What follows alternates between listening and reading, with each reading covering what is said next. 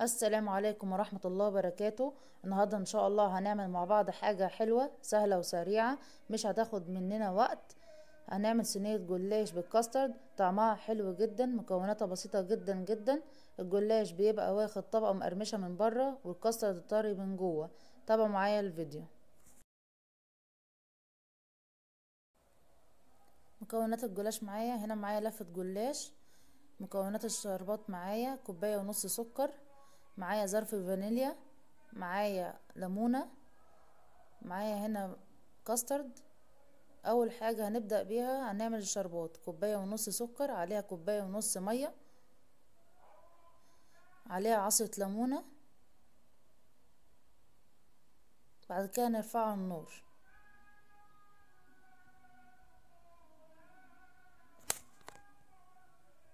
هنا هنجهز الكاسترد. معانا كوبايتين ونص لبن، انا هنا مش هاخد الكوباية التالتة كاملة. انزل عليهم بمعلقتين ونص كاسترد، معلقتين كبار. انزل عليهم بمعلقتين سكر كبار، هقلبهم كويس. هنا الشربات غلي، هنزل عليه بظرف فانيليا.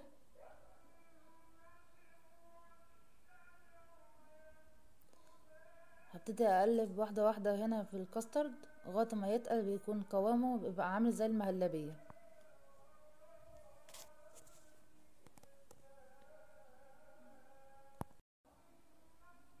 هنا كده الكاسترد بدأ يتقل معايا. هنا معايا صينيه، معايا لفة الجلاش، معايا الكاسترد، معايا معلقتين كبار سمنه. هبتدي ادهن الصينيه كويس. بعد كده باخد نص لفة الجلاش،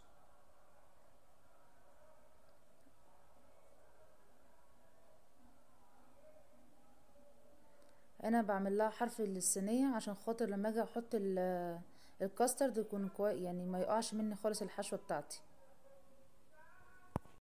هبتدي هنا اوزع الكاسترد كويس بالمعلقه واسويها. بعد كده انزل بالجزء التاني من الجلاش. هنا بتني الاطراف لجوه عشان خاطر الحشوه متقعش مني. ابتدي ادهن وش الجلاش بالسمنه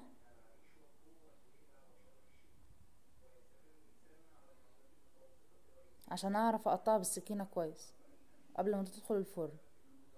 هنا بقطع الصينيه.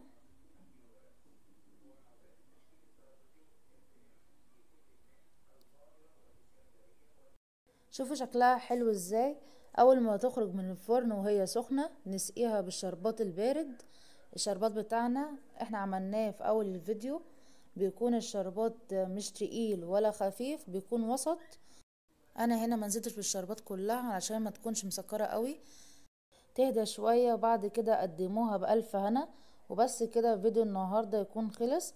اتمنى الفيديو يكون عجبكم واستفدتوا منه. ما تنسوش الاشتراك في القناة علشان ينزل لكم كل جديد. اشوفكم في فيديو جديد ان شاء الله، في حفظ الله.